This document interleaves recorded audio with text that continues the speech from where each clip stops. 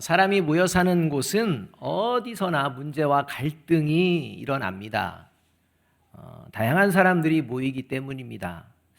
그러다 보니 이 문제와 갈등이 해결되면 좋겠지만 문제와 갈등이 해결이 되지 않고 지속되는 경우가 있습니다. 그렇게 문제와 갈등이 지속이 계속되면 괴롭고 힘들게 됩니다. 그래서 이 문제와 갈등을 해결하는 방법을 찾는데 그 방법이 뭐냐 하면 이 문제와 갈등이 발생하는 자리를 피하고 그냥 떠납니다. 또 사람과의 관계에서 발생이 됐다면 이 갈등 관계에 있는 사람과 그냥 상종을 하지 않습니다. 그렇게 하는 것이 속이 참 편하기 때문입니다. 여러분 그렇죠? 안 그러시는 거죠. 그러니까 문제와 갈등이 해결 안 될 것 같으면 그냥 그 자리 떠나버리고 그 사람과의 관계가 해결 안 될 것 같으면 그냥 상종을 하지 않으면 그냥 차라리 속이 편합니다. 그게 세상의 어떠한 삶의 모습들입니다. 교회 공동체에도 다양한 개성을 가진 존재들이 모입니다. 생김새가 다릅니다. 자라온 환경도 다릅니다. 성격도 다릅니다. 그리고 모두가 완전하지 못하고 불완전합니다. 그러다 보니까 함께 있다 보면 갈등과 다툼도 있고 상처를 주기도 하고 받기도 하는 그저 세상에서 벌어지는 그러한 일들이 교회 공동체 안에서도 자연스럽게 일어나게 된다는 것입니다. 그런데 그러한 상황 속에서도 교회 공동체 안에서는요, 신비롭고 놀라운 일이 벌어집니다. 그것은 다양한 사람들이 모이면 자연스럽게 생겨나는 다툼과 갈등, 상처를 서로 주고받는 일들, 이 일들이 있기는 하지만, 그리고 때로는 심각해지기도 하지만, 결국에는 그 문제가 잘 해결되는 경우가 종종 벌어진다는 것입니다. 그리고 오히려 그러한 일들을 통해 더 성숙한 신앙인으로 자라게 되고 더 아름답게 신앙 안에서 연합하는 이러한 일들이 교회 공동체에서는 나타난다는 것입니다. 그래서 세상 사람들이 오면 놀라는 겁니다. 이런 경우라면 난 이렇게 할 텐데 어떻게 이렇게 할 수가 있지? 라는 이러한 모습들을 보게 된다는 것입니다. 교회 공동체는요, 반드시 이러한 일들이 벌어지는 곳입니다. 왜냐하면 하나님께서 예수 그리스도를 믿는 사람들의 특징을 세상 사람들이 볼 수 있도록 시금석과 같은 어떤 기준이 되는 모습을 하나 만들어 두셨는데, 그리고 그 모습으로 이끌어 가시는데, 그 모습이 어떤 모습이냐? 그게 바로 하나 되는 것입니다. 그러니까 세상 사람들이 저 사람이 예수 믿는 사람이구나 라고 깨달을 수 있도록 하나님께서 그리스도인에게 교회 공동체에 보여주시는 모습이 뭐냐? 하나 되는 모습을 세상 사람들로 하여금 보게 하셨다는 것입니다. 그렇기 때문에 교회 공동체는요, 문제가 없는 게 아니라 문제를 아름답게 해결하며 더 성숙해지고 더 아름다워지는 연합을 보여내는 놀라운 일들을 보여내고 세상 사람들이 이것을 볼 수가 있다는 것입니다.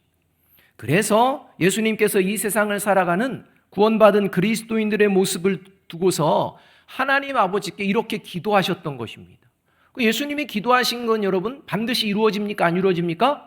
이루어지게 돼 있습니다. 하나님이 기도하시는 게 이루어지지 않을 턱이 없습니다. 그런데 예수님께서 십자가를 지기시기 전에 구원받은 그리스도인의 앞으로의 모습은 이렇게 되게 하여 주옵소서라고 기도를 했다는 것입니다. 그 모습이 어떤 모습이냐? 요한복음 17장 21절 말씀인데요. 함께 한번 읽어보겠습니다. 같이 읽습니다. 시작. 아버지여, 아버지께서 내 안에, 내가 아버지 안에 있는 것 같이 그들도 다 하나가 되어 우리 안에 있게 하사 세상으로 아버지께서 나를 보내신 것을 믿게 하옵소서. 그러니까 세상 사람들이 예수님이 하나님의 아들이시고 예수님이 정말 살아계시고 하나님은 살아계시구나, 이것을 믿게 하는 그러한 모습으로 그리스도인들에게 보여지는 모습이 하나됨이다, 이렇게 말씀하고 있다는 것입니다. 하나님이 구원받은 그리스도인들을 예수 그리스도 안에서 하나가 되게 하시는 분이라고 한다면, 그 반대로 사탄은 구원받은 그리스도인들의 하나됨을 방해하고 깨트리는 존재라고 할 수가 있습니다. 이것을 하나님은 아십니다. 그래서 하나님 이 하나됨을 방해하고 깨트리는 이 사단의 공격, 사단의 괴계를 능히 이길 수 있도록 하나님께서 무엇을 이 땅에 그리스도인들에게 보내주셨느냐? 그게 바로 성령님이십니다. 그래서 하나님은 사도 바울을 통해 에베소서 4장 3절 하반절에서 성령이 하나 되게 하신 것을 힘써 지키라 라고 말씀하고 계시는 것입니다. 또 우리 교회의 올해 표어가 뭡니까? 성령이 하나 되게 하신 것을 힘써 지키라. 이게 올해 우리 교회 표어라는 것입니다. 교회 공동체는 당연히 그러한 모습을 보여내는 곳이기 때문입니다. 때와 장소, 수단과 방법을 가리지 않고 하나됨을 깨트리는 이 사단의 공격을 무력화시키기 위해서 성령의 충만을 하나님께서는요 사모하라 말씀하십니다. 그냥 있으면 안 됩니다. 내가 성령님이 임재했으니까 그냥 그러면 구원받은 그리스도인으로 그냥 하나 되게 하신 것을 잘 지키겠지. 절대 그렇게 안 됩니다. 저와 여러분이 애쓰고 힘써야 되는 게 있습니다. 뭐냐? 성령의 충만을 사모해야 한다는 것입니다. 이것이 그리스도인의 모습입니다. 에베소서 5장 16절 18절 말씀 함께 한번 읽어보겠습니다. 같이 읽습니다. 세월을 아끼라. 때가 악하니라. 그러므로 어리석은 자가 되지 말고 오직 주의 뜻이 무엇인가 이해하라. 술 취하지 말라. 이는 방탕한 것이니 오직 성령으로 충만함을 받으라. 오늘 우리가 읽은 이 본문의 말씀은요, 예수 그리스도를 믿는 자들이 성령의 충만함을 받게 되는 이런 장면인데요. 이 예수 그리스도를 믿는 자들이 성령의 충만함을 받게 되는 그 시작이 어디에서부터 시작이 되었느냐? 바로 서로가 하나 되기를 간절히 원하는 것에서부터 시작했다는 것입니다. 하나 되기를 간절히 원하는 그 상황에 하나님께서 성령의 충만함을 허락하여 주시는 장면, 이게 오늘 우리가 읽은 본문의 시작입니다. 1절 말씀 함께 한번 읽어보겠습니다. 같이 읽습니다. 1절 말씀입니다. 시작. 오순절 날이 이미 이름에 그들이 다 같이 한 곳에 모였더니. 1절 말씀은 단순히 한 장소에 사람들이 그냥 함께 모였다라는 말씀처럼 우리가 들리지만, 사실 이 말씀은 단순히 그냥 몸만 와서 그냥 함께하는 이런 어느 장소에 모여있는 이 말씀이 아니라 모두가 하나 된 마음으로, 간절한 마음으로 모여있다는 말씀입니다. 그래서 다 같이 한 곳에 모였던 사람들의 이 한마음 된 간절한 모습이 어떠한 것이었는지 사도행전 1장 14절에서는 이렇게 말씀하고 있는 것입니다. 이들은 모두 여자들과 예수의 어머니 마리아와 예수의 동생들과 함께 한 마음으로 기도에 힘썼다는 것입니다. 여기서 함께 한 마음으로 기도에 힘썼다는 것은 예수님께서 약속하신 이 성령의 임재, 이 성령의 임재를 한 마음으로 하나가 되어서 간절하게 사모했다는 것이요, 결국 간절히 하나된 마음으로 사모하는 이때에 하나님께서 이 성령의 충만함을 받게 되는 역사를 이 제자들이 경험하게 되었다는 것입니다. 그러니까 성령의 충만한 앞에 성령의 충만을 사모하는 간절함의 하나됨이 있었다는 것입니다. 여러분, 이것이 그리스도인의 모습입니다. 때와 장소, 수단과 방법을 가리지 않고 끊임없이 성도들의 하나됨을 깨트리는 사단의 괴기를 능히 이길 수 있도록 항상, 특히 어려운 문제가 관계 가운데 벌어질 때마다 성령의 충만함을 사모하는 저와 여러분이 되시기를 주님의 이름으로 축복합니다. 그때 하나님의 놀라운 역사를 경험하게 될 것입니다. 지난주일 말씀을 전하던 중 여러분에게 드렸던 질문, 절대 오해하지 않기 위해서 다시 한번 질문을 드릴 테니까 마음속에 탁 새겨두시기 바랍니다. 다음 중 성령 충만함을 받게 되면 나타나는 현상은 무엇일까요? 1번, 사람이 이상해진다. 2번, 광신도가 된다. 3번, 사회생활을 바르게 못한다. 4번, 다른 사람에게 본이 되는 삶을 산다. 여러분, 성령이 충만해지면 어떻게 되는 것입니까? 다른 사람에게 본이 되는 삶을 산다는 겁니다. 그 외에 다른 것을 생각하시면 안 됩니다. 여러분, 그래서 성령을 충만을 사모하는 것은 매우 중요합니다. 다른 사람들에게 본이 되어야 하기 때문입니다. 본이 되는 삶을 살아내는 것이 구원받은 그리스도인의 사명이기 때문입니다. 예수 그리스도의 증인으로 산다는 것이 바로 그러한 삶이기 때문입니다. 자, 그렇다면 성령의 충만함을 받게 되면 도대체 어떤 일이 벌어지기에 다른 사람에게 본이 되는 삶을 살아내게 될까요? 그냥 성령 충만하면 그냥 성령이 충만해지는 것이 아니라 도대체 성령 충만을 사모하면 어떤 일이 저와 여러분의 삶의 자리에 벌어지기 때문에 다른 사람에게 본이 되는 삶이 되어질 수밖에 없을까요?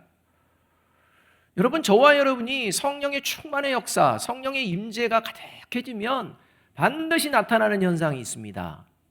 첫 번째, 저와 여러분의 귀와 눈과 입이 변화되고 새로워집니다. 여러분, 성령 충만을 하면요, 먼저 변화되는 게 저와 여러분의 귀와 눈과 그 다음에 입입니다. 2절 말씀 함께 한번 읽어보겠습니다. 같이 읽습니다. 시작. 호련히 하늘로부터 급하고 강한 바람 같은 소리가 있어 그들이 앉은 온 집에 가득하며. 이 말씀은 한 마음으로 성령의 임재를 간절히 기다리던 제자들이 모두 듣는 소리가 있었다는 것입니다. 그 소리가 뭐냐? 하늘로부터 오는 소리를 듣게 되었다라고 말씀하고 있습니다. 영적으로 막혔던 귀가 열리고 성령의 소리를 듣게 되었다라는 것입니다.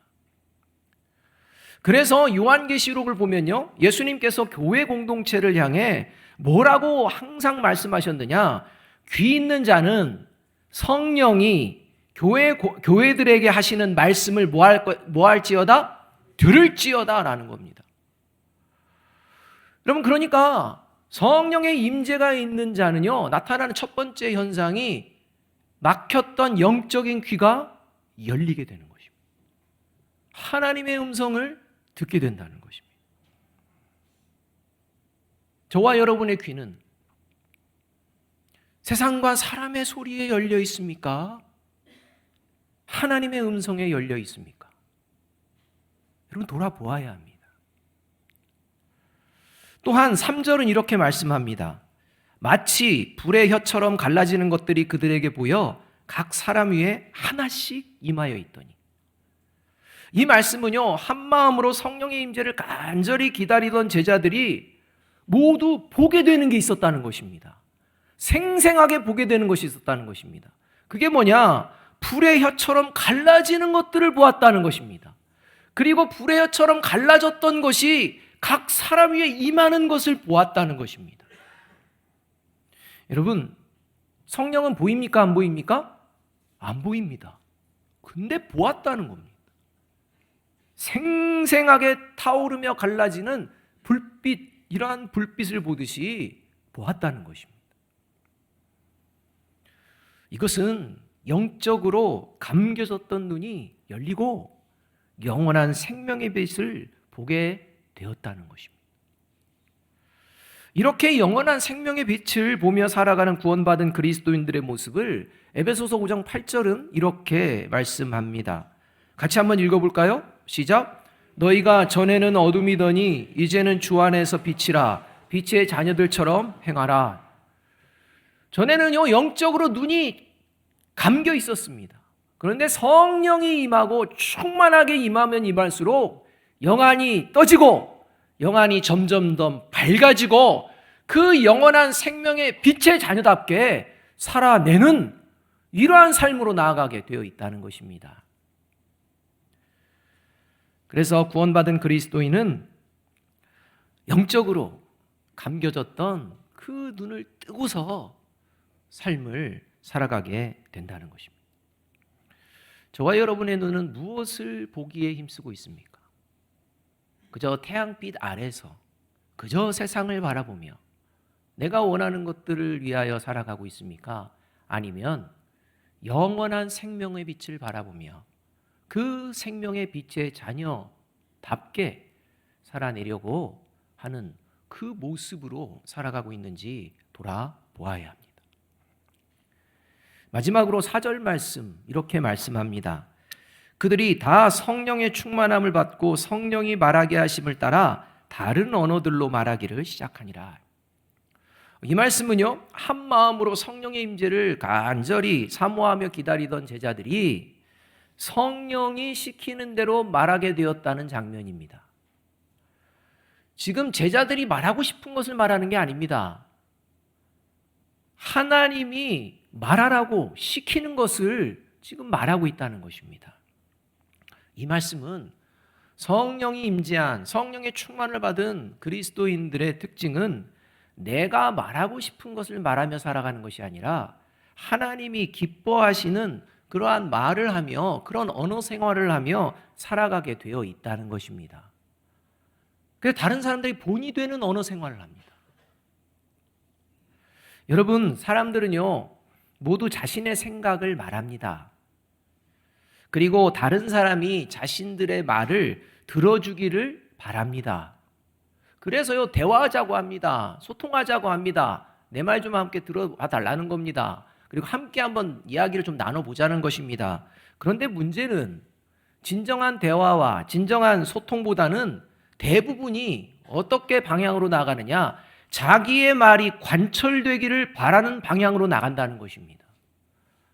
그래서 자기의 말이 관철이 되지 않으면 그 다음에 하는 말이 뭐냐? 대화가 안 되는구만. 소통이 안 되네. 이렇게 말하는 겁니다. 철저하게 자기 기준입니다. 그래서 서로 대화에 주도권을 잡으려고 뭘 갖느냐? 힘을 가지려고 합니다. 이게 세상 사람들의 모습이라는 것입니다. 그러나 여러분, 성령이 임재한 그리스도인은 내 말을 관철시키려고 하는 존재가 아니라 하나님이 기뻐하시는 말을 하고자 힘쓰며 살아갑니다.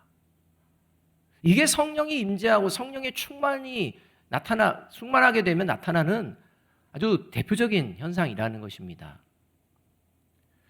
그래서 거짓과 악한 말이 넘쳐나는 상황 속에 있던 다윗은 자신이 그러한 상황에 휘말리지 않기 위해서 하나님께 간절하게 이렇게 기도를 합니다. 그것이 시편 141편 3절 말씀입니다. 함께 한번 읽어보겠습니다. 시작.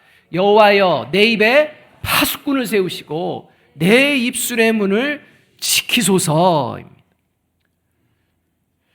여러분, 다윗이요, 그 거짓되고 악한 말이 넘쳐나는 그 상황에 휩쓸리지 않도록 내 입술에 파수꾼을 세워주시고 내 입술의 문을 지켜달라는 이 말씀이 바로 성령의 충만을 사모하는 모습이라는 것입니다. 여러분, 사람은 누구나 듣고 싶은 것을 듣고 보고 싶은 것을 보고 말하고 싶은 것을 말합니다. 그러나 성령이 임재한 구원받은 그리스도인은 사람의 소리가 아닌 하나님의 음성에 귀를 기울이고 이 세상에 보이는 것들을 보는 것이 아니라 영원한 생명의 빛을 보며 내가 하고 싶은 말을 하며 살아가는 것이 아니라 하나님이 기뻐하시는 말을 하며 살아가는 존재입니다. 왜냐하면 성령의 임재로 말미암아 영적인 귀와 영적인 눈과 영적인 입이 새롭게 변화되었기 때문입니다. 바라기는 오늘 이 시간 성령의 충만함을 사모함으로 성령의 충만함을 받고 영적으로 막혔던 귀가 다시 열리고 영적으로 감겨졌던 눈이 다시 떠지고 영적으로 말 못하던 입이 다시 열리는 저와 여러분이 되시기를 주님의 이름으로 축복합니다. 이것이 성령이 임재한 그리스도인의 삶의 모습이라는 것입니다. 그러니 세상 사람들에게 본이 되는 것입니다. 둘째로 성령의 충만함을 받으면 다른 사람에게 본이 되는 삶을 살아가게 되는 이유는 성령의 임재와 성령의 충만함을 사모하며 살아가는 사람은요, 일을 할 때마다 생명을 살리는 일을 하기 때문입니다. 11절 하반절의 말씀을 함께 한번 읽습니다. 같이 읽습니다. 시작. 우리가 다 우리의 각 언어로 하나님의 큰 일을 말함을 듣는도다 하고, 이 말씀은 오순절을 맞아서 천하 각국 원근 뭐 여러 각처에서 이제 예루살렘 성전을 찾은, 이 절기를 맞아 찾은 유대인과 유대교에 개종한 사람들이 성령의 충만함을 받은 제자들이 말하는 소리를 듣게 되고 그 소리로 놀라면서 서로 말하는 이런 장면입니다. 특히 성령의 충만함을 받은 제자들의 말은요, 각자 다른 언어로 이제 이야기가 되었습니다. 그래서 예루살렘에 찾은 사람들이 각자 자기가 살던 곳의 지방말로 다 듣게 되는 이러한 것들을 경험하는데, 언어는 다르지만 내용은 동일했다는 것입니다. 그 내용이 뭐냐? 하나님의 큰 일이라고 말씀합니다. 여러분, 이렇게 하나님의 큰 일을 예수님의 제자들이 이야기한 뒤에 이것을 듣고 있던 사람들, 놀라는 사람들에게 베드로가 제자들과 함께 하나님의 큰 일을 설교하는, 전하는 내용이 이후에 등장하게 됩니다.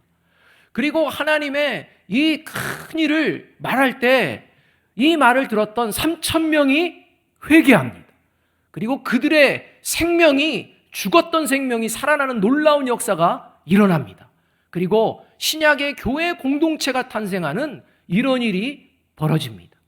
그리고 제자들은 큰 일을, 하나님의 큰 일을 말할 뿐만 아니라 삶으로 하나님의 큰 일을 계속 전하며 살아내는 그러한 삶을 살아내게 되는 것을 우리가 사도행전을 통해 볼 수가 있다는 것입니다. 여러분, 성령이 임재한 그리스도인인지 아닌지 확실하게 알 수 있는 것은 그가 어떤 일을 하는지, 그리고 어떤 마음으로 맡겨진 일을 하고 있는지를 살펴보면 알 수 있습니다. 성령은 보이지 않습니다. 그러나 성령이 임재한 사람들은 반드시 성령의 일을 하게 되어 있습니다. 그래서 그 사람이 어떤 일을 하는가, 어떤 마음으로 일을 하고 있는가, 이거 살펴보면 성령이 임재해 있는지 아닌지 분명하게 알 수가 있다는 것입니다. 성령이 하시는 하나님의 일들 중 가장 중요한 게 있는데, 그것이 바로 예수 그리스도를 믿게 하는 것입니다. 그러니까 성령이 하는 일 중에 가장 중요한 게 뭐냐? 예수가 그리스도임을 믿게 하는 것입니다. 그래서 예수님은 요한복음 6장 29절에서 이렇게 말씀하십니다. 같이 한번 읽어보겠습니다. 시작. 대답하여 이르시되 하나님께서 보내신 이를 믿는 것이 하나님의 일이니라 하시니. 여러분, 영원한 생명을 얻을 수 있는 유일한 길은 오직 예수 그리스도를 믿는 것 외에는 없는 줄 믿습니다. 그런데 여러분, 우리가 오해해서는 안 되는 게 있습니다. 착각해서는 안 되는 게 있습니다. 저와 여러분의 힘과 능력으로, 사람의 힘과 능력으로 다른 사람에게 예수 그리스도를 믿게 할 수 있을까요? 없을까요? 없습니다. 여러분, 저와 여러분이요, 모든 수단과 방법을 동원하고 모든 능력을 동원해서 내가 저 사람 예수님을 믿게 해야지 한다고 여러분들이 힘쓰고 수고하고 해도 그가 예수 그리스도를 믿는 것은 누구에게 속한 권한일까요? 하나님께만 속해 있습니다. 착각하면 안 됩니다. 그렇기 때문에 구원받은 그리스도인이 해야 될 것은 뭐냐? 내가 저 사람을 예수 믿게 해야지, 이런 생각 가지면 안 됩니다. 예수를 믿게 하려고 하는 게 아니라 예수를 전하는 겁니다. 예수를 전하는 것은요, 성령 충만을 늘 사모하며 세상 사람들에게 생명을 살리는 일을 하고 생명을 살리는 마음으로 맡은 사명을 잘 감당하면 된다는 것입니다. 저와 여러분에 맡겨주신 그 생명들을 살리기 위해서 힘쓰고 그 생명들을 살리기 위하는 마음을 가지고 맡겨진 일을 감당해 낼 때, 그때 하나님께서, 하나님이 예정하시고 작정하신 자들을 반드시 예수 그리스도 믿게 하여 주실 줄로 믿습니다. 그렇기 때문에 저와 여러분은 애쓰고 힘써야 될 게 생명 살리는 일입니다. 생명 살리려고 하는 마음을 갖는 것입니다. 그래서 구원받은 그리스도인은 직업을 선택할 때에도 생명을 살리는 직업인지 아닌지 신중하게 판단하고 선택해야 하는 것입니다. 돈을 많이 주는지 안 주는지 그런 게 우선순위가 아닙니다. 내가 이 직업을 통해 생명을 살리는 하나님의 사람으로 살아낼 수 있는, 그래서 하나님의 빛을 보여내는 그러한 직업이 될 수 있는가 없는가, 이걸 먼저 살펴야 한다는 것입니다. 그런데 온통 돈 많이 버는 것, 여기에 혈안이 되어 있습니다. 여러분, 그리스도인들은 그런 존재가 아니라는 것입니다. 그리고 맡겨진 일을 할 때도 생명을 살리고 싶은 마음으로 하는지 그렇지 않은지 늘 자신을 점검하고 또 점검하며 일하는 자리로 나아가야 합니다. 이게 우선순위라는 것입니다. 교회 공동체는 더욱 그러합니다.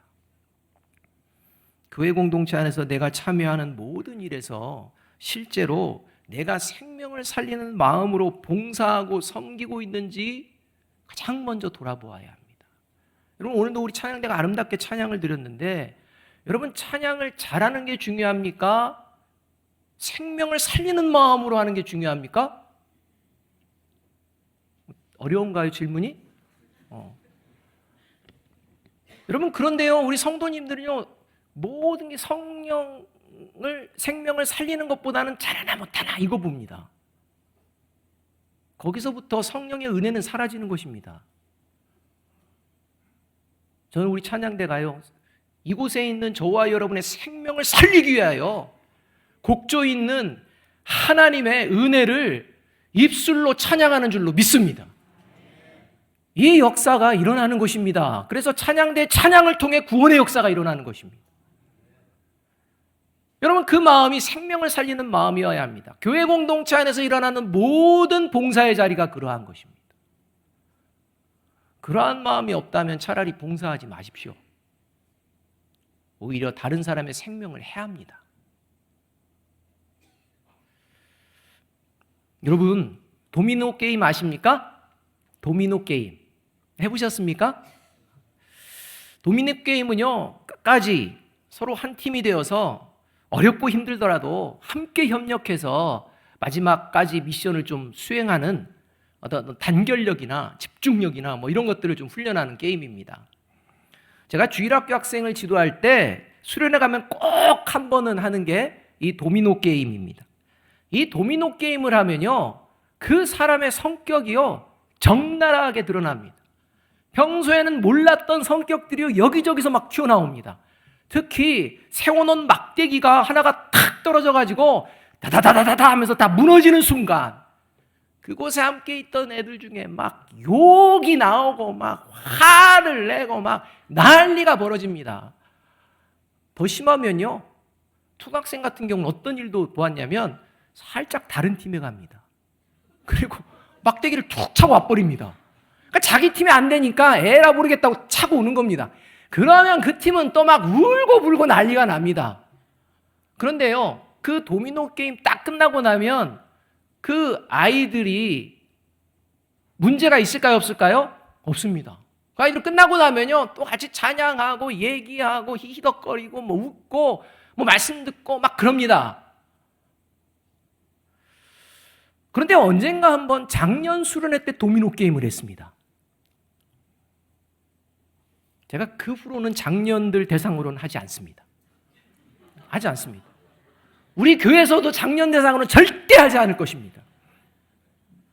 왜냐하면 도미노 게임이 끝난 후에 끝났는데도 불구하고 장년들 중에요, 서로 사이가 틀어져 버려가지고 회복되지 않는, 그리고 그 후유증이 오래 가는 것을 보았기 때문에, 그 모습을 보면서 제가 시험 듭니다. 내가 왜 했을까? 나 때문에 저렇게 된 것 같아. 그래서 절대 장년들 대상으로는 하지 않습니다. 못 맞는 어른이지고 성인이지, 그 마음은 주일학교 학생들보다도 못한 마음을 가진 분들을 보았기 때문입니다. 여러분, 저와 여러분이 세상 속에서 가정과 교회 공동체 안에서 땀 흘리고 수고하는 이유가 나만 살고자 하는 것인지, 나도 살고 다른 사람도 살리고자 하는 것인지 하나님 앞에서 스스로 늘 돌아보시고 바라기는 저와 여러분 모두 나도 살고 다른 사람도 살리는 삶의 발걸음을 성령의 인도하심을 따라 오늘부터 다시 시작하는 저와 여러분이 되시기를 주님의 이름으로 축복합니다. 마지막으로 에베소 4장 3절 하반절 말씀 함께 한번 읽습니다. 같이 읽습니다. 시작. 성령이 하나 되게 하신 것을 힘써 지키라. 오늘부터 이 삶을 살아내는 저와 여러분이 되시기를 주님의 이름으로 축복합니다. 기도하겠습니다.